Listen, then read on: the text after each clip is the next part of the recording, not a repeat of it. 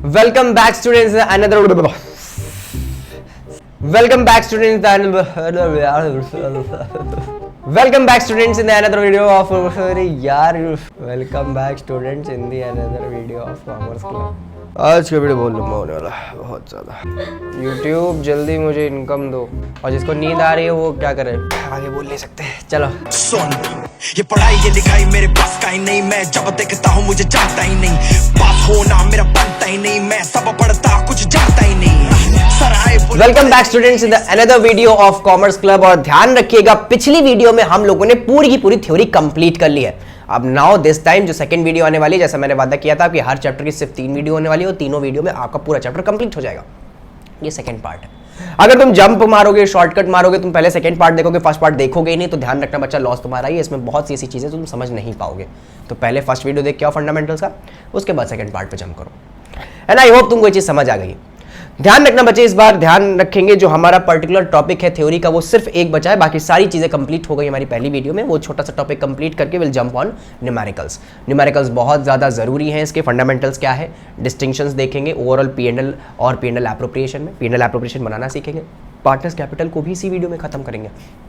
Fixed capital account और fluctuating capital account में क्या अंतर है, इस सारी की सारी चीजें यहाँ पे कवर की जाएगी।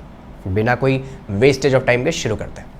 ओके स्टूडेंट्स, तो जंप करते हैं हमारे ओवरऑल इंडेक्स पे कि आज हम लोग कंप्लीट क्या करने वाले हैं। तो हम लोग कंप्लीट करेंगे in the absence of a partnership deed, क्या क्या चीजें ओवरऑल मेजर्स लिए जाते हैं।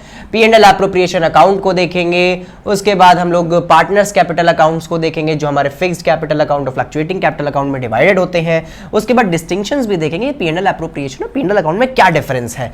फिक्स्ड कैपिटल अकाउंट और फ्लक्चुएटिंग कैपिटल अकाउंट का भी डिफरेंस देखा जाएगा, और उसके बाद इन दोनों की जनरल एंट्रीज खत्म कर लेंगे। बहुत मजा आने वाली है, और बहुत सीरियसली ये बहुत ज़्यादा सिंपल टॉपिक है। लेकिन सबसे पहले वो थ्योरी का जो एक टॉपिक बचा उसको कंप्लीट कर लिया जाए।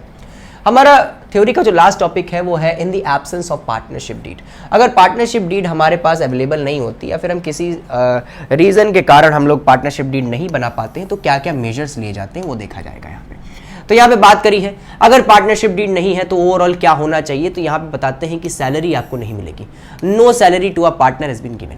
कहने का मतलब है कि मान के चले यहाँ पे ए और बी पार्टनर है, और यहाँ पे इनका जो प्रॉफिट हुआ है वो 2 लाख हुआ है, और ये चाहते हैं कि इस 2 लाख के प्रॉफिट में मुझे कुछ सैलरी भी 10,000 रुपये पर मंथ या फिर 5,000 रुपये पर मंथ मिलनी चाहिए। लेकिन क्योंकि इनके पास पार्टनरशिप डीड नहीं है, और डीड के ना होने के कारण जो नॉर्म्स कहते हैं कि आपको पार्टनर्स को सैलरी जो है वो नहीं मिलेगी।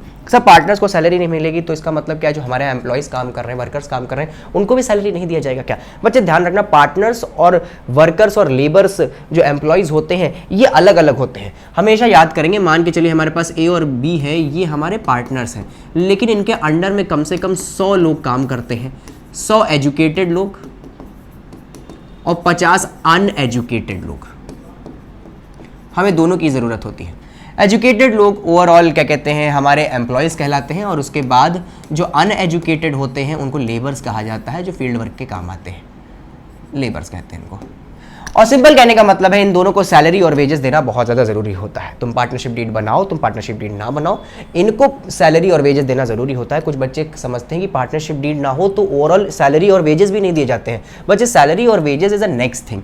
वो पार्टनरशिप डीड पार्टनर्स के लिए होती है, तो अगर पार्टनरशिप डीड नहीं बनाई तो पार्टनर्स को सैलरी एंड ऑल नहीं मिलेगा। इसका मतलब ये नहीं कि पूरा पूरा बिजनेस हर्ट हो जाएगा। तो ध्यान रखिएगा, कोई भी जो आपका पार्टनर होगा उसको ना सैलरी दी जाएगी, ओवरऑल इंटरेस्ट ऑन कैपिटल भी नहीं मिलेगा। हमने बताया था इंटरेस्ट ऑन कैपिटल क्या होता है तुमको पिछली वीडियो में।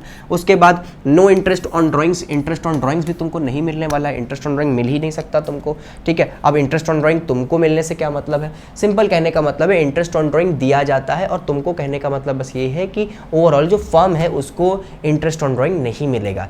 अच्छा, इंटरेस्ट ऑन ड्राइंग नहीं देना पड़ेगा, सिंपल कहने का मतलब क्या है, इससे तो हमारा प्रॉफिट हो जाएगा। मैंने पार्टनरशिप डीड को नहीं बनाया और उसकी वजह से मैं इंटरेस्ट ऑन ड्राइंग नहीं दे रहा हूँ। इंटरेस्ट ऑन ड्राइंग क्या होता है, मैंने तुमको लास्ट वीडियो में बताया था। इंटरेस्ट ऑन ड्राइंग का मतलब होता है कि जब तुम ड्राइंग्स करते हो तो तुम पे पेनाल्टीज लगाई जाती हैं, और पेनाल्टीज लगाई जाती हैं, इसका सिंपल सेंस यही होता है कि पेनाल्टीज लगने से तुम डरते हो और फिर तुम ड्राइंग्स नहीं करते हो। क्योंकि ज़्यादा ड्राइंग्स करोगे तो दिक्कत तुम्हारे लिए है कि तुम्हारी फर्म की कैपिटल कम होती जाएगी, और जितनी ज़्यादा कैपिटल कम होती जाएगी उतना उसका ओवरऑल वेटेज कम होता चला जाएगा। जितनी कम कैपिटल उतनी ही कम उसकी औकात। तो जितनी ड्राइंग्स करोगे उतनी कैपिटल कम होगी, और जैसे ही कैपिटल कम होगी तुम्हारा बिजनेस ठप हो जाएगा। इंटरेस्ट ऑन ड्राइंग बहुत ज़्यादा ज़रूरी होता है। अगर तुमने इंटरेस्ट ऑन ड्राइंग नहीं पे कर रहे हो तो तुम जो ड्राइंग्स हैं वो बहुत ज़्यादा धड़ल्ले से करोगे, और जब तुम ड्राइंग्स बहुत ज़्यादा करोगे तो एक एक समय पे तुम्हारी जो कैपिटल है वो पूरी नष्ट हो जाएगी और तुम्हारा पूरा का पूरा बिजनेस धराशायी हो जाएगा। इंटरेस्ट ऑन ड्राइंग देना बहुत ज़्यादा ज़रूरी है, और प्लीज़ इस चीज़ का ध्यान रखिएगा कि ये पर्टिकुलर जो स्ट्रक्चर है इंटरेस्ट ऑन ड्राइंग का, ये होता तो आपका पैसा खराब ही करता है। ओवरऑल ये इनकम होती है फर्म के लिए, लेकिन एक्सपेंसेस होते हैं पार्टनर्स के लिए, बट ये बहुत ज़्यादा ज़रूरी एक्सपेंसेस होते हैं। अगर ये नहीं होंगे तो आपका दिमाग स्टेबल ही नहीं रहेगा और आप बहुत सारी ड्राइंग्स कर देंगे। आगे बात करते हैं interest on loan at the rate 6%। आपने अगर फर्म को लोन दिया है, फर्म किसी ओवरऑल अभी फाइनेंशियल क्राइसिस से गुजर रही है और तुमने उस पर क्या दिया है, लोन दिया है, तो उस पर जो लोन दोगे तुम, उस पर तुम्हें कुछ ब्याज मिलेगा, इंटरेस्ट रेट मिलेगा, उसको तुम नेगोशिएट कर सकते हो, उसको तुम 7% 8% कर सकते हो। लेकिन अगर पार्टनरशिप डीड नहीं है तो वो तुम्हारा 6% पे ही स्टक हो जाएगा। तुम ना इसको बढ़ा सकते हो ना ही उसको घटा सकते हो। आगे बात करते हैं equal profit sharing ratio, PSR जो होता है वो इक्वल होता है। अगर पार्टनरशिप डीड अवेलेबल रहेगी तो तुम 2:1, 1:2, 3:4 कुछ भी रख सकते हो। लेकिन अगर पार्टनरशिप डीड नहीं है तो यही जो PSR है ये 1:1 में कन्वर्ट हो जाता है। No new partner can be admitted without the consultant of all partner. Simple कहने का मतलब क्या है बच्चे, कि कोई भी नया पार्टनर एडमिट नहीं किया जा सकता है without the consultant of remaining partner. Simple कहने का मतलब क्या है, जरा सा एक बार दिमाग दौड़ाते हैं। मान के चलिए कि हमारे पास A और B पार्टनर्स हैं, ओके। हमारे पास A और B पार्टनर्स हैं और दोनों ही पार्टनर्स ओवरऑल 1:1 में अपना गुजारा करते हैं। इनका जो PSR है, प्रॉफिट शेयरिंग रेशियो है, वो 1:1 है। A और B हमारे पास पार्टनर्स हैं। अब ओवरऑल इनके पास पार्टनरशिप डीड जो है वो नहीं है, पार्टनरशिप डीड ओवरऑल नहीं है, जिसकी वजह से इनका जो प्रॉफिट शेयरिंग रेशियो है 1:1 है। In respect of their capital तुम चाहे जितना पैसा लगा तो तुमको प्रॉफिट इक्वल ही मिलने वाला है। तो एक चीज़ थोड़ा खराब होती है, डीमेरिट होती है। एक कम कैपिटल लगा रहा है, एक ज़्यादा लगा रहा है, तो जो ज़्यादा लगा रहा है उसको ज़्यादा पैसा मिलना चाहिए। लेकिन क्या कर सकते हैं, स्पेसिफिकली यहाँ पे भाई डीड बना लो तो तुम काम कर सकते हो, लेकिन यहाँ पे तो डीड है ही नहीं। अगर यहाँ पे D और C ये दो पार्टनर आ रहे हैं, A और B के साथ मिलने आ रहे हैं, कह रहे हैं तुम लोग बिजनेस चला रहे हो, हम भी चाहते हैं कि हम भी तुम्हारे साथ बिजनेस करें, तो चाह रहे हैं एडमिशन, D और C एडमिशन चाह रहे हैं A और B दोनों पार्टनर में कि हमको भी पार्टनरशिप में अपने और इंडल्ज कर लो। तो यहाँ पे जब तक A और B दोनों राजी नहीं हो जाएंगे तब तक ना D आ सकते हैं ना C आ सकते हैं। सिंपल कहने का मतलब है। एक और एग्जाम्पल लेते हैं बच्चा। दूसरे एग्जाम्पल में हम जरा सा टच करते हैं कि हमारे पास तीन पार्टनर हैं A, B और C, और यहाँ पे एक आदमी आना चाह रहा है D। अब D के लिए A ने भी कह दिया आ जाओ, B ने भी कह दिया आ जाओ, लेकिन C कह रहा है कि हम नहीं आने देंगे D को। तो क्या आप D को एडमिट कर सकते हैं? बिल्कुल नहीं कर सकते हैं। यहाँ पे मेजॉरिटी वाला केस नहीं होता है। यहाँ पे अगर आपके पास 50 पार्टनर्स हैं, टोटल 50 हो सकते हैं पार्टनर्स हमारे पास, और 49 कह रहे हैं कि D आएगा और बस एक कह रहा है कि D नहीं आएगा, तो D आ ही नहीं सकता। सिंपल कहने का मतलब डीड नहीं होती है तो इतनी सारी क्योस होते हैं, और ये ओवरऑल डीड बना लेना चाहिए, वरना ये सारी की सारी चीज़ें आपको फ्यूचर में बहुत ज़्यादा दिक्कत देंगी, और जब ये दिक्कतें शुरू होती हैं तो बिजनेस का पतन शुरू होता है। आई होप ये चीज़ें समझ आ गई हो। बढ़ते हैं नेक्स्ट। आइए बच्चों, आप लोगों ने पहला टॉपिक कंप्लीट ही कर लिया है, तो इससे रिलेटेड कुछ क्वेश्चंस भी देख लेते हैं जो आपके ओवरऑल पेपर्स में आते रहते हैं। सबसे पहला है, in the absence of partnership deed state the provisions of partnership act 1932 regarding. अगर आपके पास एब्सेंस ऑफ पार्टनरशिप डीड है, दैट मीन्स आपके पास पार्टनरशिप डीड की अवेलेबिलिटी नहीं है, तो स्पेसिफिक आपको कुछ केसेस दिए गए हैं कि आप उनसे कैसे डील करेंगे। तो सबसे पहला केस है कि डिवीजन ऑफ प्रॉफिट किस तरीके से होगा। आई डोंट थिंक सो, इसमें आपको हल्का सा भी सोचने की जरूरत है कि क्योंकि डिवीजन ऑफ प्रॉफिट तुमको मैंने बताया था, अगर तुम्हारे पास डीड है तो तुम कोई भी ओवरऑल डिवीजन रख सकते हो, 2:1, 1:2, 3:2, कुछ भी रख सकते हो। लेकिन अगर पार्टनरशिप डीड नहीं है तो डिवीजन ऑफ प्रॉफिट सिर्फ और सिर्फ 1:1 में होगा, इक्वल होगा, irrespective of your capital introduction से कोई मतलब ही नहीं है। तुमको 1:1 में ही प्रॉफिट बांटा जाएगा, मतलब 50-50%, 50% उसका तो 50% तुम्हारा। अच्छा सर 3 लोग हो तो क्या होगा, तो 1:1 हो जाएगा अगर A, B और C है। That's it about it. उसके बाद बात कर रहे हैं इंटरेस्ट ऑन कैपिटल का ओवरऑल स्ट्रक्चर क्या होने वाला है। याद करो थोड़ा सा, मैं तुमको 2 मिनट का टाइम दे रहा हूँ। इंटरेस्ट ऑन कैपिटल का क्या था, अगर पार्टनरशिप डीड है तो भाई कोई भी इंटरेस्ट ऑन कैपिटल लगा सकते हैं, 10% लगा लो तुम, 20% लगा लो, 15% लगा लो, कुछ भी लगा लो, लेकिन अगर पार्टनरशिप डीड नहीं है तो इंटरेस्ट ऑन कैपिटल क्या मिलेगा? नहीं मिलेगा। ओके, सिंपल कहने का मतलब क्या है कि इंटरेस्ट ऑन कैपिटल मिल ही नहीं सकता। अगर पार्टनरशिप डीड नहीं है तो इंटरेस्ट ऑन कैपिटल मिल ही नहीं सकता। That's it about it. आगे बात करते हैं, एक और क्वेश्चन देख लेते हैं। नेक्स्ट है हमारा Saurabh Jain and Saurabh Agarwal okay were partners in a firm without any partnership deed. यहाँ पे ओवरऑल कोई भी पार्टनरशिप डीड अवेलेबल नहीं है। What should be done in the following cases? आपको कुछ केसेस बताए गए हैं दो, पहला ये है, दूसरा ये है। इन दोनों ही केसेस में बताया गया है कि आपको क्या क्या ओवरऑल मेजर्स लेने। पार्टनरशिप डीड नहीं है, इस चीज को दिमाग में रखिएगा। चलिए देखते हैं, सबसे पहला क्या है। Saurabh Jain has invested 2 lakh. सौरभ जैन ने जो है, जैन देख लीजिएगा नाम क्योंकि एक ही दोनों का सौरभ ही है। सौरभ जैन ने जो है वो 2 लाख इन्वेस्ट किया है और सौरभ अग्रवाल जो है उन्होंने 1 लाख इन्वेस्ट किया है। दैट मीन्स कैपिटल जब शुरू किया है बिजनेस को तो इन्होंने ओवरऑल कैपिटल कंट्रीब्यूशन 2 लाख और 1 लाख का किया है। Saurabh Jain wants interest on capital. Saurabh Jain को इंटरेस्ट ऑन कैपिटल चाहिए 12% की, क्योंकि भाई उन्होंने इंटरेस्ट ओवरऑल कैपिटल लगाई है तो उसे इंटरेस्ट तो मिलना ही चाहिए। वेयर सौरभ अग्रवाल चाहते हैं कि उनको 15% की इंटरेस्ट ऑन कैपिटल मिले। तो भाई बताओ कि जो सौरभ जैन है और सौरभ अग्रवाल है, क्या उनको 12% और 15% की इंटरेस्ट ऑन कैपिटल मिल सकती है? वेरी गुड, बिल्कुल नहीं मिल सकती, क्योंकि यहां पे पार्टनरशिप डीड है ही नहीं। आगे बात करते हैं। Saurabh Jain has given loan to the firm on which he claims an interest of 12% per annum. Saurabh जो जैन है, हमारे पहले पार्टनर जो है सौरभ जैन, उन्होंने ओवरऑल एक लोन दिया है फर्म को। फर्म के पास पैसे की दिक्कत चल रही होगी तो भाई दूसरों से क्यों मांगे, अपने ही पार्टनर से पैसा मांग लेते हैं और उसके बदले में लोन दे देंगे, लोन ओवरऑल इंटरेस्ट दे देंगे। लेकिन यहां पे सौरभ जैन कह रहे हैं कि मुझे 12% का इंटरेस्ट चाहिए। ध्यान रखिएगा, पार्टनरशिप डीड नहीं है और पार्टनरशिप डीड जब नहीं होती है तो आप अपने मन मुताबिक का इंटरेस्ट ऑन लोन नहीं रख सकते हैं। यहाँ पे वो फिक्स हो जाता है, बच्चे ने पहले भी बताया था, वो 6% होता है। दैट मीन्स इनका ये जो 12% का इंटरेस्ट ऑन लोन की जो ख्वाहिश है कभी भी पूरी नहीं की जा सकती। हाँ, आप डीड बना लीजिए तब 12% क्या 20% भी ले लीजिएगा, लेकिन जब तक डीड नहीं है तब तक वो 6% पे बाधित हो जाता है। आई होप आपको ये क्वेश्चन समझ आ रहे हैं और ये जो पार्टनरशिप डीड से रिलेटेड छोटे मोटे क्वेश्चन होते हैं आप इसको बड़े आराम से लगा लेंगे। और प्लीज़ अपने डीके गोयल से लगाते हो या टीएस ग्रेवाल से लगाते हो या फिर गोयल ब्रदर्स से लगाते हो, आप किसी भी बुक से लगाते हो, एस चांद हो गई, तो आप प्लीज़ इस चीज़ का ध्यान रखिएगा कि इन सारी की सारी जो पार्टनरशिप डीड और थ्योरी से रिलेटेड क्वेश्चन है उनको खत्म कर लीजिएगा। आपने पहली वीडियो खत्म कर लिया यार, और दूसरी वीडियो का भी जो लास्ट पार्ट है थ्योरी का वो भी खत्म कर लिया है, तो अब थ्योरी में मास्टर्स हो गए हो तुम यार। जल्दी से जाओ और खत्म कर लो इसको। ओके, बढ़ते नेक्स्ट टॉपिक पे। Okay students, proceeding with the next topic, हम लोग बात करने जा रहे हैं P&L एप्रोप्रिएशन के बारे में। और ऑल्दो मैं इसको पूरा थ्योरीज में नहीं लिखवाऊंगा और ना ही मैं तुम्हें इसको पढ़ाने वाला हूँ। रिचुअल्स के चक्कर में, ओरल पीपीटी प्रेजेंटेशन के चक्कर में मैंने इसको बनवा तो दिया, लेकिन ध्यान रखना मैं इसे पढ़ाने वाला बिल्कुल भी नहीं हूँ। तुम्हारा जो P&L एप्रोप्रिएशन क्या है, P&L एप्रोप्रिएशन को यूज क्यों करते हैं और P&L एप्रोप्रिएशन की हिस्ट्री क्या है, ये सारी चीजें जानने के लिए थोड़ा सा आपको पास्ट में जाना पड़ेगा, क्लास 11th को देखना पड़ेगा। तुम्हारी दिक्कत ये है कि तुम पीछे नहीं देखना चाहते हो, तुम्हारी दिक्कत ये है कि तुम क्लास 11 से कनेक्ट ही नहीं कर पाए, तुम्हारी दिक्कत ये है कि तुम फॉर्मेट को याद कर लेते हो। बहुत दिक्कतें हैं तुम्हारे साथ। आई होप ये सारी दिक्कतें खत्म हो। एक बिजनेस को शुरू करने के लिए हमारे पास स्पेसिफिकली मैंने यहाँ पे एक कारखाना बना दिया है, एक फैक्ट्री होना बहुत ज़्यादा ज़रूरी है और इस फैक्ट्री में तुम्हारी सारी इनकम होगी और सारे खर्चे होंगे। सिंपल कहने का मतलब है यहाँ पे वो लेबर्स काम करते हैं जो आपके प्रोडक्शन के लिए लाभकारी हैं। तो यहाँ पे जितनी भी इनकम होगी उसे डायरेक्ट इनकम बोला जाएगा और जितने खर्चे होंगे उनको डायरेक्ट एक्सपेंसेस बोला जाएगा।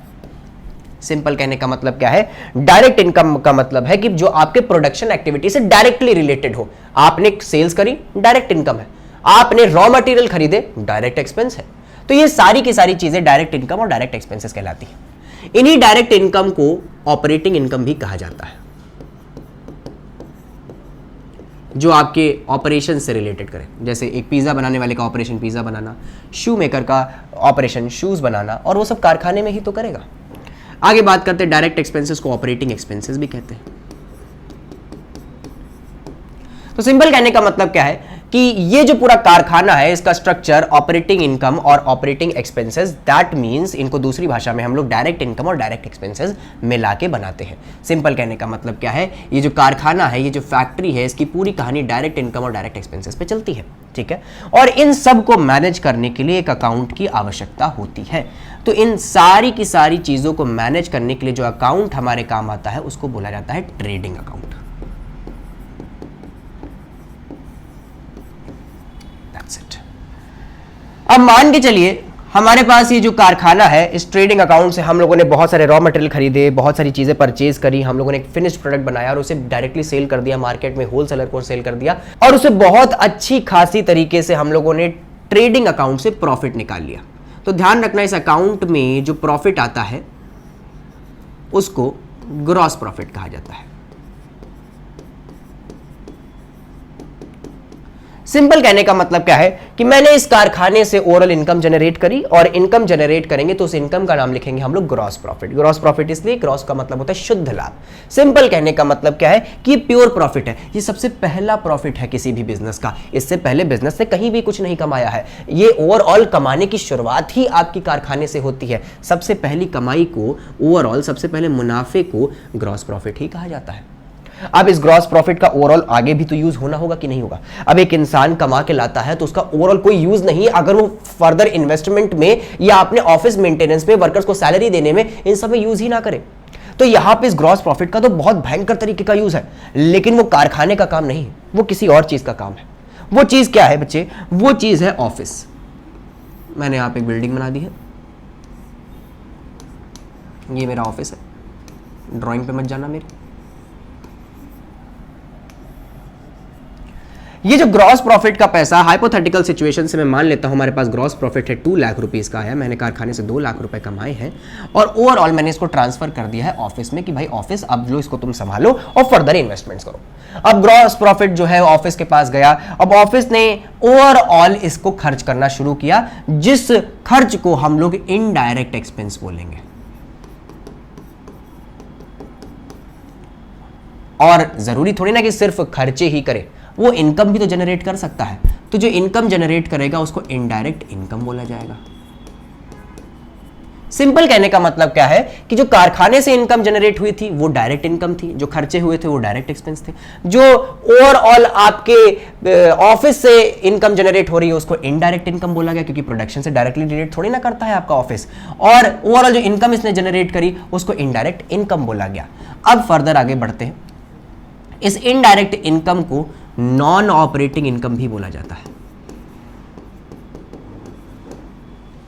सॉरी, यहां पे तो एक्सपेंसेस है, तो इस इनडायरेक्ट एक्सपेंस को नॉन ऑपरेटिंग एक्सपेंसेस और इनडायरेक्ट इनकम को नॉन ऑपरेटिंग इनकम भी बोलते हैं।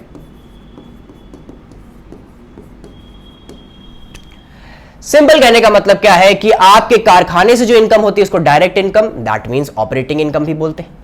आपके कारखाने में जो खर्चे होते हैं उसको direct expenses in the sense operating expense भी बोलते हैं।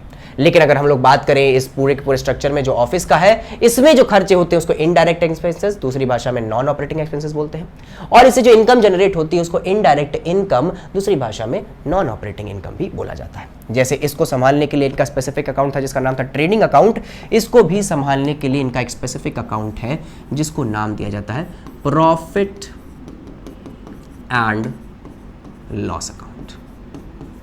Profit and loss account. अब तुमको ओवरऑल चीजें क्लियर होना शुरू हो गई होंगी। अब ओवरऑल इसमें भी इनकम हो सकती है और घाटा भी हो सकता है। तो स्पेसिफिकली जो इनकम जनरेट होती है प्रॉफिट एंड लॉस अकाउंट से, जिसकी शुरुआत तो ग्रॉस प्रॉफिट ही करेगा, उस ओवरऑल इनकम को बोला जाता है नेट प्रॉफिट। उस इनकम को बोलते हैं नेट प्रॉफिट। तो सिंपल कहने का मतलब क्या है, जो ट्रेडिंग अकाउंट से इनकम जनरेट हुई उसे ग्रॉस प्रॉफिट बोलते हैं, शुद्ध लाभ, और जो पीएनएल अकाउंट से इनकम जनरेट हुई उसको बोलते हैं नेट प्रॉफिट, अशुद्ध लाभ। सर शुद्ध और अशुद्ध क्यों बोलते हैं? बच्चे ध्यान दो, जैसा कि मैंने तुमको बताया था ये हमारी फर्स्ट एंड फॉरमोस्ट इनकम होती है, तो सबसे ज्यादा प्योरेस्ट फॉर्म यही है बच्चे, इससे ज़्यादा प्योर कुछ नहीं हो सकता। इसमें अभी तक कोई भी खर्चे, से बेसिक खर्चे हटाए गए हैं जो रॉ मटेरियल नॉन परचेज करने के लिए हुए हैं खर्चे, बस वही हटाए गए, बाकी कोई खर्चा हटाया नहीं गया, इसीलिए इसको शुद्ध बोला जाता है। दैट मीन्स ग्रॉस है, ये क्या है? ग्रॉस है। और यही पैसा जब ट्रांसफर कर दिया जाता है अपने ऑफिस में, उससे जो जनरेट होती है इनकम, उससे जो जनरेट होते हैं एक्सपेंसेस, उसके बाद जो पैसा बचता है, मान के चलो 2 लाख हमारे पास ये ऑफिस में गया और इस 2 लाख का हमारे पास हो गया है स्पेसिफिकली 2,10,000। ये 2,10,000 क्या हो गया है? हमारा नेट प्रॉफिट। 2,10,000 को नेट प्रॉफिट इसलिए बोला गया क्योंकि अशुद्ध हो गया। शुद्ध क्या था हमारे पास, दैट मींस हमारे पास स्पेसिफिकली प्योर फॉर्म में प्रॉफिट क्या था, 2 लाख था। अब इसमें कुछ इनकम ऑफिस के लगे होंगे, कुछ खर्चे काटे गए होंगे ऑफिस के, तो उसकी वजह से इंप्योर हो गया, हर्ट हो गया, इसीलिए इसको बोल दिया गया नेट। तो ये हो गया ग्रॉस प्रॉफिट और ये हो गया net profit, that's it. Sir P&L appropriation पढ़ रहे थे और यहां पे तो P&L एप्रोप्रिएशन का नामो निशान नहीं है। स्पेसिफिकली P&L एप्रोप्रिएशन को समझाने के लिए ये चीजें बतानी तुम्हारे लिए बहुत ज्यादा जरूरी थी। अब ये चीज अगर तुम्हें समझ आ गई है तो अब तुम P&L एप्रोप्रिएशन पे बढ़ सकते हो। तो P&L एप्रोप्रिएशन को शुरू करते हैं और स्पेसिफिकली क्या है हमारे पास, हमने ये स्ट्रक्चर देख लिया है जो ट्रेडिंग अकाउंट का था, ये स्ट्रक्चर देख लिया है जो P&L अकाउंट का था, और यहां पे क्लास 11th आपका खत्म हो जाता था क्योंकि ये सोल प्रोप्राइटर को बताता था। सिंपल कहने का मतलब, अगर कोई सोल प्रोप्राइटर है यहाँ पे तो P&L अकाउंट बनाने के बाद जो पैसा नेट प्रॉफिट बच रहा है उसको अपने घर ले जा सकता है अगर वो सोल प्रोप्राइटर है। लेकिन अगर यहीं पे हम लोग बात कर रहे हैं पार्टनरशिप की, तो पार्टनरशिप में बच्चा ध्यान रखो, आपको पार्टनर्स अकेले प्रॉफिट ले जाने नहीं देंगे, वो स्पेसिफिकली आपके आगे अड़ंगे डालेंगे, क्योंकि ध्यान रखना आप अकेले पार्टनरशिप में नहीं है बच्चे, आपके साथ बाकी सारे लोगों ने भी तो काम किया है। तो आप अगर ये 2,10,000 प्रॉफिट कमा रहे हैं तो उसको ओवरऑल बांटना जरूरी है कि नहीं है, और बांटना पड़ेगा भी। और इस पूरे के पूरे 2,10,000 के नेट प्रॉफिट को अच्छी तरीके से एप्रोप्रिएट जगह पे बांटना ही P&L एप्रोप्रिएशन होता है। सिंपल कहने का मतलब है P&L एप्रोप्रिएशन के बाद जब इस 2,10,000 का बंटवारा होता है तो उस अकाउंट को बोला जाता है profit and loss appropriation account. That means अगर आप एक पार्टनरशिप फर्म चला रहे हैं तो आपके पास कारखाने का अकाउंट तो होगा ही, ट्रेडिंग अकाउंट, उसके बाद आपके बिजनेस का जो ऑफिस है उसका अकाउंट होगा प्रॉफिट एंड लॉस अकाउंट, उसके बाद जो पैसा बचेगा जो ओवरऑल बांटा जाएगा अमंग द एग्जिस्टिंग पार्टनर्स, उस पैसे को बांटने के लिए जो अकाउंट बनाया जाता है वो P&L एप्रोप्रिएशन अकाउंट होता है। इससे रिलेटेड कुछ खास बातें बता देते हैं बच्चा, इसमें जितनी भी इनकम एक्सपेंडिचर या फिर जितनी भी ओवरऑल इंफॉर्मेशन जाएगी वो पार्टनर से रिलेटेड होगी। ध्यान दे बच्चा, इसमें एक एक्सेप्शनल केस जनरल रिजर्व का भी देखने को मिलता है जो पार्टनर से रिलेटेड नहीं होता है, और इसे प्रॉफिट भी हो सकता है और लॉस भी हो सकता है। जरूरी नहीं है कि हमारे पास जो पैसा है वो क्या कहते हैं ओवरऑल प्रॉफिट जनरेट ही करे P&L एप्रोप्रिएशन अकाउंट में। कभी कभी सैलरी पार्टनर्स कितनी ज़्यादा हो जाती हैं, कभी कभी कमीशन इतना ज़्यादा हो जाता है कि ओवरऑल वो प्रॉफिट लॉस में कन्वर्ट हो जाता है, और स्पेसिफिकली इसी के बाद आपका पार्टनर्स कैपिटल अकाउंट बनाया जाता है। And one for most thing, ये एक नॉमिनल अकाउंट होता है। That's it. एंड इतनी इंफॉर्मेशन तुमको अगर मिल गई है तो इसके बाद हम लोग P&L एप्रोप्रिएशन अकाउंट शुरू कर सकते हैं। किस तरीके का स्ट्रक्चर होता है, P&L एप्रोप्रिएशन क्या है, P&L एप्रोप्रिएशन को बनाया कैसे जाता है, बिना फॉर्मेट को रटे P&L एप्रोप्रिएशन को याद कर लेना और वो कभी भी गलत ना हो, वो कैसे किया जाए। बढ़ते हैं नेक्स्ट टॉपिक पे, सब कुछ समझाएंगे। ओके स्टूडेंट्स, बढ़ते हैं हम अपने P&L एप्रोप्रिएशन अकाउंट पे। और अब तुम पीछे देख रहे होगे कि सर इन्हें ड्राइंग्स क्यों बना के रखी है। बच्चे, ये ड्राइंग्स नहीं है, यहां से हम तुमको P&L एप्रोप्रिएशन सिखाएंगे, और ये P&L एप्रोप्रिएशन तुम्हारा ओवरऑल बहुत ही ज्यादा लेविश स्ट्रक्चर बना देगा, और जो तुम्हारा थिंकिंग स्ट्रक्चर है P&L एप्रोप्रिएशन को देखने का वो यहां से बिल्कुल ही अलग हो जाएगा। कैसे, जरा सा देखते हैं। अगर हम बात करते हैं स्पेसिफिकली आपके P&L अकाउंट की, तो आपके P&L अकाउंट में अगर हम अपने प्रीवियस जाते हैं, थोड़ा सा पीछे जाते हैं, तो हमको बताया गया था कि हमारे पास P&L अकाउंट में नेट प्रॉफिट में 2,10,000 रुपए थे, और 2,10,000 रुपए यही P&L एप्रोप्रिएशन अकाउंट में डाले जाएंगे। तो मैंने यहां पे साफ लिख दिया जो मेरा नेट प्रॉफिट था, जिससे पूरा का पूरा P&L एप्रोप्रिएशन बनने वाला है मेरा, वो स्पेसिफिकली 2,10,000 रुपए। कोई दिक्कत वाली बात नहीं, जिसे मैं पूरी खंडन करने वाला हूं, सारे के सारे पार्टनर्स को पैसा देने वाला हूं। उसका मेन सोर्स ही नेट प्रॉफिट है। ट्रेडिंग अकाउंट से जो ग्रॉस प्रॉफिट निकला था उसको P&L अकाउंट में डाला गया था। कुछ इनकम और खर्चे कैलकुलेट करने के बाद हमारा जो P&L अकाउंट से इनकम निकला था उसको नेट प्रॉफिट बोला गया था। ठीक है, जैसा हमने तुमको बताया था यहाँ पे। ठीक है, वो 2,10,000 था, अब इसी में से बंटवारा होगा। तो स्पेसिफिकली ये जो नेट प्रॉफिट है, ये नेट प्रॉफिट का स्ट्रक्चर बहुत ही ज्यादा कॉम्प्लेक्स हो जाता है, क्योंकि नेट प्रॉफिट को बहुत ही अलग अलग जगहों पे बांटा जाता है। एग्जांपल के तौर पे जरा समझने की कोशिश करते हैं। ये जो नेट प्रॉफिट है ये स्पेसिफिकली सबसे पहले बांटा जाएगा एज अ सैलरी। सिंपल कहने का मतलब है हमारे पास मान के चलिए ए और बी पार्टनर्स हैं और ए और बी पार्टनर्स ओवरऑल पूरा दिन रात मेहनत करके काम करते हैं। तो ओवरऑल उनकी जो मेहनत है उस पर उनको सैलरी मिलना चाहिए और वो जो सैलरी है वो स्पेसिफिकली इसी नेट प्रॉफिट से दी जाएगी। हमारे पास अवेलेबिलिटी सिर्फ 2,10,000 रुपए की है और ए और बी पार्टनर दोनों को ही सैलरी मिलेगी। मैंने यहाँ पे लिख दिया सैलरी। ए को भी मान के चलते हैं मिली है स्पेसिफिकली 20,000 रुपए पूरे साल में और बी को मिली है 25,000 रुपए पूरे साल में। इन दोनों को सैलरी मिल गई। इसके बाद ओवरऑल इनकी सेल्स में और इनकी प्रोग्रेस में स्पेसिफिकली क्या होता है कि जो बिजनेस होता है इनको कमीशन भी देता है। एग्जाम्पल के तौर पे मैंने बहुत सारी सेल्स करवा दी अपने बिजनेस की, अब उस पर मुझे कुछ कमीशन मिलना चाहिए कि नहीं मिलना चाहिए। मैं आगे इस ओवरऑल इस सेल्स को जो बढ़ाने के लिए मैं एफर्ट्स डाल रहा हूँ मैं वो बंद नहीं कर दूंगा अगर मुझे इस पर कुछ प्रॉफिट नहीं मिलेगा। अब तुम्हारे दिमाग में आ रहा है इतना बढ़िया नेट प्रॉफिट 2,10,000 रखा है, डायरेक्ट बांट दे, क्या दिक्कत है भाई हमको ये कमीशन वमीशन लेने की, तो नाटक है ना। तो सिंपल कहने का मतलब है बच्चे ये नाटक नहीं है, ये जो 2,10,000 है उनके औहदे के हिसाब से बांटा जाता है, इसीलिए उसको salary, commission, interest on capital in सब फॉर्म में जो है डिस्ट्रीब्यूट किया जाता है। इसीलिए सैलरी तो हमने दे दिया 20,000 रुपए, 25,000 रुपए। अब कमीशन की बारी आई है, कमीशन भी देना पड़ता है हमको। कमीशन क्यों? क्योंकि उन्होंने सेल्स में हमारे बिजनेस की ग्रोथ में अपने बहुत मूल्यवान समय को दिया है, उन्होंने हमारे इस पूरे बिजनेस को खड़ा करने के लिए, एस्टैब्लिश करने के लिए बहुत ज्यादा एफर्ट्स डाले, उस पर कमीशन तो बनता ही नहीं। तो ओवरऑल मान के चलते हैं ए को हमने कमीशन दिया है, ये नेट प्रॉफिट पे ही दिया जाता है, मान के चलिए 20% ऑफ नेट प्रॉफिट और बी को मिला है 10% ऑफ नेट प्रॉफिट। आप नेट प्रॉफिट का 20% निकाल लीजिएगा और बी का जो ओवरऑल 10% है वो निकाल लीजिएगा। गिव मी सेकंड, मैं एक बार कैलकुलेट कर लेता हूं। तो भाई हमारा 2,10,000 का 20% हुआ 42,000 और 2,10,000 का 10% हुआ 21,000 और हमने इन दोनों ही पार्टनर्स को दे दिया है। तो हमने सैलरी दे दी, कमीशन दे दिया। अब हमने याद करो, हमने पिछली वीडियो में बात की थी भाई कमीशन जो है ओवरऑल, कमीशन बोल रहे हैं ओवरऑल इंटरेस्ट ऑन कैपिटल जो होता है, इंटरेस्ट ऑन कैपिटल भी तो देना जरूरी होता है और इंटरेस्ट ऑन कैपिटल देना इसलिए जरूरी होता है जैसे वो आगे फ्यूचर में कैपिटल कंट्रीब्यूट करते रहे। तो भाई इंटरेस्ट ऑन कैपिटल भी देना जरूरी है। तो मैंने यहाँ पे लिख दिया इंटरेस्ट ऑन कैपिटल। मान के चलते हैं ए को मिली है 20,000 और बी को मिली है 5,000 as per their capital. Interest on capital भी दे दी, कमीशन भी दे दिया, सैलरी भी दे दी, 2,10,000 की बिल्कुल धैया उड़ चुकी है। इसके बाद स्पेसिफिकली क्या हुआ, अब फर्म देख रही है कि इतना सारा घाटा होता चला जा रहा है। अब इतना सारा घाटा होता चला जा रहा है तो वो क्या करती है, फ्यूचर में स्पेसिफिकली कोई दिक्कत ना हो तो इसके लिए वो पैसा अभी से बचा के रखने लगती है, जिसको जनरल रिजर्व बोला जाता है। मैंने तुमको बताया था पिछले में कि यहाँ पे एक जनरल रिजर्व एक स्पेशल केस देखने को मिलेगा जो पार्टनर से रिलेटेड नहीं होता है, फिर भी P&L एप्रोप्रिएशन में दिखाया जाता है। तो ओवरऑल जनरल रिजर्व का ही इसीलिए मैंने येलो कॉलम बना के रखा था, पार्टनर से रिलेटेड नहीं, एक्स्ट्रा कॉस्ट की तरह यहाँ पे आ जाता है। जनरल रिजर्व मेंटेन करना बहुत ज्यादा जरूरी है। अगर जनरल रिजर्व मेंटेन नहीं करेंगे तो स्पेसिफिकली आगे आने वाली आपदाओं से आप कैसे लड़ेंगे। तो मैंने यहाँ पे जनरल रिजर्व मेंटेन कर लिया है। ये किसी पार्टनर का नहीं होता, ये फर्म के लिए होता है, बनाया जाता है और लेकिन पैसा तो खर्च होगा ही, जनरल रिजर्व मेंटेन किया है। तो मान के चलते जनरल रिजर्व मैंने मेंटेन कर लिया है 10,000 रुपीज। बहुत सारा पैसा खर्च होता चला जा रहा है।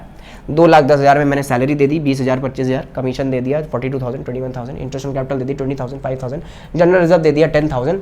इसके बाद एक चीज याद करिए, मैंने बताया था इंटरेस्ट ऑन ड्राइंग्स के बारे में। इंटरेस्ट ऑन ड्राइंग्स इसलिए चार्ज करी जाती है जैसे ओवरऑल सबके दिमाग ठिकाने रहे और ज्यादा पैसा वो ना खर्च करे इन फॉर्म ऑफ ड्राइंग। तो इंटरेस्ट ऑन ड्राइंग भी स्पेसिफिकली चार्ज करी जाएगी। तो मैंने यहां पे लिख दिया इंटरेस्ट ऑन ड्राइंग्स। मान के चलते हैं ए से ली गई 5,000 रुपए और बी से ली गई 10,000 रुपए। That's it about it। और इसके बाद हमारा पूरा का पूरा स्ट्रक्चर यहीं पे खत्म हो जाता है। इसके बाद अब हम लोगों ने इतना सारा पैसा दिया है और ओवरऑल ये पैसा इनकम भी हुआ है। अब हमारे पास जितना भी स्पेसिफिक स्ट्रक्चर बचा हुआ है उसको कैलकुलेट कर ले। तो भाई इंटरेस्ट ऑन ड्राइंग तो तुमने दे दी, इंटरेस्ट ऑन ड्राइंग दे दिया तुमने। अब स्पेसिफिकली क्या करना है, अब तुमको प्रॉफिट निकालना है। प्रॉफिट निकालने के लिए मुझे ये देखना पड़ेगा कि भाई क्या क्या मेरे खर्चे थे और क्या क्या मेरी इनकम थी, और उसको कैलकुलेट करने के लिए बस तुमको दो चीजों को याद रखना है। हमारा जो P&L एप्रोप्रिएशन अकाउंट है, मैं यहाँ पे इसको हैशटैग करके लिख दे रहा हूं। हमारा जो P&L एप्रोप्रिएशन अकाउंट है वो नॉमिनल अकाउंट है, मैंने पहले भी बताया था, वो एक नॉमिनल अकाउंट है। नॉमिनल अकाउंट की खासियत क्या होती है बच्चा लोग, इसमें जो डेबिट होता है वो सारे एक्सपेंसेस होते हैं, खर्चे होते हैं। डेबिट गंदी बात और क्रेडिट अच्छी बात। जब भी फर्म से रिलेटेड या फिर किसी से भी रिलेटेड कोई अच्छी चीज होगी तो वो क्रेडिट होगी और कुछ भी खराब होगी तो वो डेबिट होगी। इसी को बोला जाता है आपका हैशटैग नॉमिनल अकाउंट। ठीक है, आइए बात करते हैं। P&L एप्रोप्रिएशन अकाउंट बना रहे हैं और P&L एप्रोप्रिएशन अकाउंट बनाते समय हम लोग फर्म्स को मद्देनजर रखेंगे। मतलब ये जो P&L एप्रो का आप स्ट्रक्चर देख रहे हैं, ये P&L एप्रो फर्म के बिहाफ पे बनाया जाता है, कभी भी पार्टनर्स के बिहाफ पे नहीं बनाया। तो फर्म से रिलेटेड सारी अच्छी बातें क्रेडिट में, सारी खराब बातें डेबिट में। शुरुआत हुआ था हमारा नेट प्रॉफिट से, ध्यान दे बच्चा, नेट प्रॉफिट से शुरुआत हुआ था। नेट प्रॉफिट हमारा था 2,10,000। फर्म के लिए अच्छी बात है कि खराब बात है? वेरी गुड, ऑब्वियसली बात है, नेट प्रॉफिट किसी भी फर्म के लिए खराब बात हो ही नहीं सकती, और सारी अच्छी बातें ओवरऑल क्रेडिट में जाती हैं। तो ये हमारा 2,10,000 रुपए क्रेडिट में जाएगा। That's great. तो ये हमारा 2,10,000 क्रेडिट में चला गया। उसके बाद बात करते हैं सैलरी। जब आपने ए को सैलरी और बी को सैलरी दी थी 20,000 और 25,000, तो आपका पैसा कम हुआ था, और जब फर्म का प्रॉफिट कम हुआ था तो उसको डेबिट में लिखेंगे क्योंकि खराब बात है, तो मैंने इसको डेबिट में लिख दिया। इसके बाद कमीशन दिया है तब भी प्रॉफिट कम होगा, खराब बात है, मैंने इसको भी डेबिट में लिख दिया। इंटरेस्ट ऑन कैपिटल दिया होगा, प्रॉफिट कम हुआ होगा, ये भी खराब बात है, इसको भी मैंने डेबिट में लिख दिया। जनरल रिजर्व मेंटेन किया होगा, भाई पैसा तो गया, भले पार्टनर से रिलेटेड नहीं जनरल रिजर्व, लेकिन फिर भी पैसा तो गया है ना, ये भी मैंने डेबिट में लिख दिया। इंटरेस्ट ऑन ड्राइंग चार्ज किया है, दैट मींस ये मेरा इनकम है, इनकम जनरेट हुआ है तो ऑब्वियसली बात अच्छी चीज है, तो मैंने इसको लिख दिया क्रेडिट में। सारी अच्छी चीजें जाती हैं क्रेडिट में, तो दैट मींस क्रेडिट में सिर्फ दो ही चीजें हैं, इंटरेस्ट ऑन ड्राइंग और नेट प्रॉफिट, बाकी सब आपका डेबिट में है। अब हम लोग क्या करेंगे, इनकम जनरेट। देखिए 2,10,000 में मैंने इतनी सैलरी दे दी, इतनी कमीशन दे दी, इतनी इंटरेस्ट ऑन कैपिटल दे दी, इतना जनरल रिजर्व निकाल दिया, इतना तो खर्चा हो गया, और इतनी सी इनकम हुई। तो अब हम लोग क्या करेंगे, हमारे पास कुल पैसा कितना बचा है ये निकालने के लिए हम इन सब को माइनस कर देंगे 2,10,000 से, और इसको प्लस कर देंगे क्योंकि एक ही तो इनकम है हमारी। तो ओवरऑल इसको जरा कैलकुलेट कर लेते हैं। ओके स्टूडेंट्स, तो मैंने कैलकुलेट कर लिया है, यहां पे आपका ओवरऑल प्रॉफिट जनरेट हो रहा है 82,000। दैट मींस आपका इन सारे खर्चे हटाने के बाद और इनकम को प्लस करने के बाद जो आपका रिजल्टेंट आ रहा है वो आ रहा है स्पेसिफिकली 82,000। तो मैंने इसको लिखा डिस्ट्रीब्यूटेबल प्रॉफिट, ये टोटल में है हमारा 82,000, और ये हम अपने एग्जिस्टिंग पार्टनर्स में बांट देंगे। जो हमारे पास ए और बी पार्टनर है, सपोज कर लेते हैं इक्वल रेशियो में लोग अपना जो क्या कहते हैं डिस्ट्रीब्यूशन है वो कर रहे हैं, तो इसको इक्वल 1:1 में बांटेंगे तो आएगा 41,000 एक के पास और दूसरे के पास भी आएगा 41,000। और स्पेसिफिकली प्रॉफिट डिस्ट्रीब्यूट होगा तो पैसा जाएगा फर्म के पास से, क्योंकि बचा कुचा जितना भी पैसा था वो मैंने डिस्ट्रीब्यूट कर दिया। खराब बात है फर्म के लिए, तो ये भी जाएगा कहाँ पे, डेबिट साइड। और यहाँ पे पूरा का पूरा P&L एप्रोप्रिएशन खत्म हो जाता है। सर ओवरऑल इस तरीके से ये चांद सितारे और बादल बना के तो हम वहाँ पे आ नहीं जाएंगे, तो स्पेसिफिकली इसका कुछ फॉर्मेट होता है, बिल्कुल फॉर्मेट होता है। जरा सा देखना शुरू करते हैं फॉर्मेट किस तरीके से काम करता है और आपको ओवरऑल पेपर में किस तरीके से करना है। तो स्टूडेंट्स अब हम लोग शुरू करते हैं ओवरऑल P&L एप्रोप्रिएशन को अपने अकाउंट में लिखना कि ओवरऑल किस तरीके से इसका अकाउंट बनाया जाता है। तो सबसे पहले मैं एक काम करता हूँ, मैं अपना ये जो चांद सितारा बादल मैंने बनाया था इसको साइड में रखता हूँ, क्योंकि इसकी हेल्प से मैं सॉल्व करूंगा इस P&L एप्रोप्रिएशन अकाउंट को। तो स्पेसिफिकली हमारे पास सबसे पहले जो नेट प्रॉफिट था, पहले मैं क्रेडिट को सॉल्व कर दूंगा। ये मेरी क्रेडिट साइड है, ये मेरी डेबिट साइड है। क्रेडिट साइड अच्छी है फर्म के लिए और डेबिट साइड खराब है फर्म के लिए। और हमारे पास सिर्फ दो ही चीजें क्रेडिट में थी, सबसे पहला हमारा नेट प्रॉफिट था और दूसरा हमारा इंटरेस्ट ऑन ड्राइंग था। दोनों को हम क्रेडिट को जल्दी को सॉल्व कर लेते हैं, तो हमारा जैसे क्रेडिट साइड है वो पूरा का पूरा खत्म हो जाए। तो जल्दी से देखते हैं, हमारे पास जल्दी से नेट प्रॉफिट था, और ये नेट प्रॉफिट कहाँ से आया था बच्चे, वेरी गुड, ये P&L अकाउंट से आया था। तो मैं यहाँ पे बाय P&L अकाउंट लिख दूंगा। ओवरऑल तुम यहाँ पे अपनी सुविधा के लिए नेट प्रॉफिट भी ब्रैकेट में लिख सकते हो, कोई दिक्कत वाली बात नहीं है। और ये जो हमारा नेट प्रॉफिट था ये स्पेसिफिकली था 2,10,000 रुपए। इसके बाद आगे बढ़ते हैं, तो हमारा एक और इनकम थी, that is your interest on drawing. यहां पे मैंने लिख दिया इंटरेस्ट ऑन ड्राइंग्स, और स्पेसिफिकली ए और बी दोनों से इंटरेस्ट ऑन ड्राइंग चार्ज किया गया है 5,000 और 10,000 रुपए। तो मैंने 5,000 रुपए और 10,000 रुपए लिख दिया है, दोनों का टोटल ओवरऑल 15,000 रुपए हो रहा है। और मैंने पूरा का पूरा क्रेडिट साइड सॉल्व कर लिया है, ठीक है। इसके बाद मैं अब सॉल्व करूंगा डेबिट साइड, जो ओवरऑल खराब साइड थी हमारे फर्म के लिए, जिसका शुरुआत हमारा हुआ था सैलरी से। तो मैं जल्दी से लिख देता हूँ 2 सैलरी, यहाँ पे 2 चलता है, उधर बाई चलता है, इधर ए लिखा और उधर बी लिखा। स्पेसिफिकली सैलरी की तरह है 20,000 रुपये और 25,000 रुपये। मैंने यहाँ पे 20,000 रुपये लिखा और यहाँ पे मैंने 25,000 रुपये लिखा, टोटल किया तो ये हमारा गया पूरा का पूरा 45,000 रुपीज़। उसके बाद हम बात करते हैं कमीशन की। कमीशन भी एक खराब चीज़ है, मैंने डेबिट साइड लिखा 2 कमीशन, ए को और बी को दोनों को ही कमीशन दिया गया है 42,000 एंड 21,000। मैंने इसको भी दे दिया, फिर इसको 42 और इसको 21, टोटल करते हैं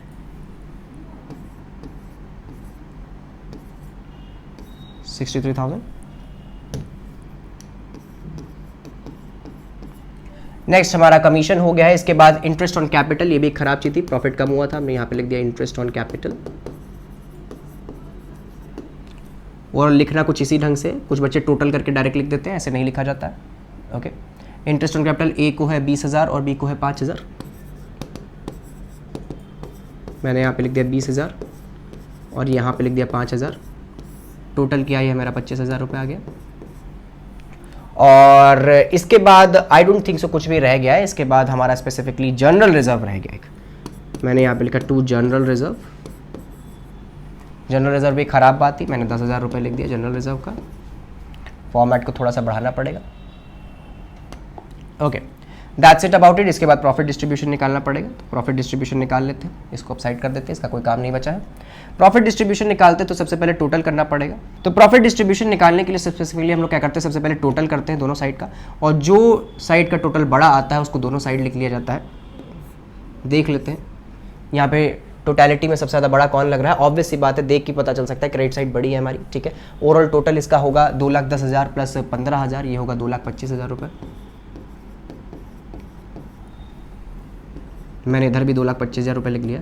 अब मैं बैलेंस निकालूंगा। बैलेंस निकालेंगे तो नो डाउट जो हमारा प्रॉफिट डिस्ट्रीब्यूटेबल आ रहा था 82,000 वही आएगा। तो मैंने यहाँ पे लिख दिया 2 प्रॉफिट डिस्ट्रीब्यूटेबल, इट इज़ 82,000। और मैं इसको 1:1 में जब बांट दूंगा दोनों ही पार्टनर्स में, तो मैंने ए में भी बांट दिया और बी में भी बांट दिया, तो 41,000 दोनों में ही चला गया। That's it about it. यही है P&L एप्रोप्रिएशन अकाउंट। और खेल खेल में ही ओवरऑल थोड़े से जुगाड़ से हम लोग इस तरीके से पूरे के पूरे P&L एप्रोप्रिएशन अकाउंट को समझ सकते हैं ओवरऑल अकाउंटेंसी में। आई होप तुम्हें P&L एप्रोप्रिएशन अकाउंट अच्छे से समझ आ गया है। इसके बाद बात करेंगे पार्टनर्स कैपिटल अकाउंट की। और रिलैक्स रहो, और चीज़ें अगर बहुत ज़्यादा वीडियो लंबी आगे खींच रही हो तो हम ओवरऑल इसको यहीं पे पॉज कर देंगे। अगर हम देखते हैं, अगर मेरे को ठीक लगा कि P&L partners capital account overall P&L appropriation account के बाद पढ़ाया जा सकता है, तो हम जरूर इस वीडियो में डालेंगे, अन्यथा हम इसको अगली वीडियो में रखना ज़्यादा सही समझेंगे।